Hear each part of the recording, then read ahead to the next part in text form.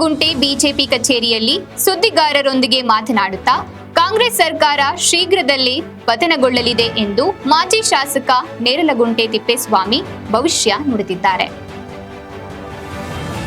ನಂತರ ಮಾತನಾಡಿದ ಅವರು, ಸುಪ್ರೀಂ ಕೋರ್ಟ್ ಒಳ ಮೀಸಲಾತಿ ಆದೇಶವನ್ನು ರಾಜ್ಯ ಸರ್ಕಾರಗಳ ನಿರ್ಧಾರಕ್ಕೆ ಕೊಟ್ಟರೂ ಯಾವುದೇ ಪ್ರಯೋಜನವಾಗಿಲ್ಲ. ಕಾಂಗ್ರೆಸ್ ಸರ್ಕಾರದಲ್ಲಿ ಪರಿಶಿಷ್ಟ ಜಾತಿ ಬಗ್ಗೆ ಕಾಳಜಿ ಇದ್ದಿದ್ದರೆ ಇಷ್ಟು ಹೊತ್ತಿಗೆ ಯಾವಾಗಲೂ ಒಳ ಮೀಸಲಾತಿ ಜಾರಿಗೆ ತರ್ತಿದ್ರು ಎಂದು ಆರೋಪಿಸಿದ್ದಾರೆ. ಕಾಂಗ್ರೆಸ್ ಸರ್ಕಾರದಲ್ಲಿ ಮುಖ್ಯಮಂತ್ರಿ ಕುರ್ಚಿಗಾಗಿ ನಾನು ನೀನು ಎಂದು ಕಿತ್ತಾಡಿಕೊಳ್ಳುತ್ತಿದ್ದಾರೆ. ಕಾಂಗ್ರೆಸ್ ಶಾಸಕ ರಾಜಣ್ಣನವರ ಸಹಕಾರ ಇಲಾಖೆಯಲ್ಲಿ 200 ಕೋಟಿ ಹಗರಣ ಕುರಿತು ಮಾಧ್ಯಮ ಹಾಗೂ ಪತ್ರಿಕೆಗಳಲ್ಲಿ ನೋಡಿದ್ದೇನೆ. ರಾಜ್ಯದ ಕಾಂಗ್ರೆಸ್ ಸರ್ಕಾರದಲ್ಲಿ ಭ್ರಷ್ಟಾಚಾರ ತುಂಬಿ ತುಳುಕಾಡುತ್ತಿದೆ. ಮೂಡ ಹಗರಣ, ವಾಲ್ಮೀಕಿ ಹಗರಣಗಳು, ಇನ್ನೂ ಹಲವಾರು ಹಗರಣಗಳು ಬಯಲಿಗೆ ಬರುತ್ತಿದ್ದಾವೆ.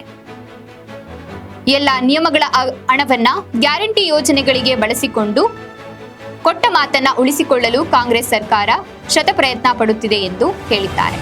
ಪರಿಶಿಷ್ಟ ಜಾತಿ ಮತ್ತು ಪರಿಶಿಷ್ಟ ಪಂಗಡದವರ ಹಣವನ್ನ ಬಳಸಿಕೊಂಡು ಅನ್ಯಾಯ ಮಾಡುತ್ತಿದ್ದಾರೆ. ರಾಜ್ಯದಲ್ಲಿ ಅಭಿವೃದ್ಧಿ ಕುಂಠಿತವಾಗಿದೆ ಎಂದು ಆರೋಪಿಸಿದ್ದಾರೆ. ಸುಪ್ರೀಂ ಕೋರ್ಟ್ ಆ ರಾಜ್ಯಗಳಿಗೆ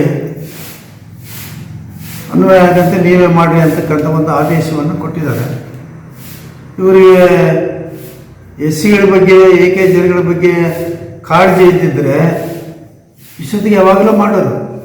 ಇವ್ರು ಏನಪ್ಪ ಅಂದರೆ ಆ ಜನಾಂಗನ ವೋಟ್ ಬ್ಯಾಂಕ್ ಆಗಿ ಮಾಡ್ಕೊಂಡಿದ್ದಾರೆ ವಿನಃ ಇವರು ಮಾಡ್ತಕ್ಕಂಥವರಲ್ಲ. ಯಾಕಂದರೆ ಇದರಲ್ಲಿ ಎಸ್ಸಿಗಳಲ್ಲಿ 3-4 ಜಾತಿಯವರು ಬರ್ತಾರೆ. ಅವ್ರನ್ನೆಲ್ಲ ಓಲೈಸಬೇಕಾದ ಪರಿಸ್ಥಿತಿ ಬರುತ್ತಲ್ಲ. ಆದ್ದರಿಂದ ಇದನ್ನು ಮೀನಾಮೇಷ ಮಾಡಿಬಿಟ್ಟು ಹಿಂದೆ ಕೇಳಿತಕ್ಕಂಥ ಕೆಲಸವನ್ನು ಮಾಡ್ತಾರೆ. ಇವರು ಎಸ್ಸಿಗಳು ದುಡ್ಡು ಹೊಡೆದರು, ಆಮೇಲೆ ನಾಯಕರ ದುಡ್ಡು ಹೊಡೆದರು ಬಿಟ್ಟಿ ಭಾಗ್ಯಗಳಿಗೆ.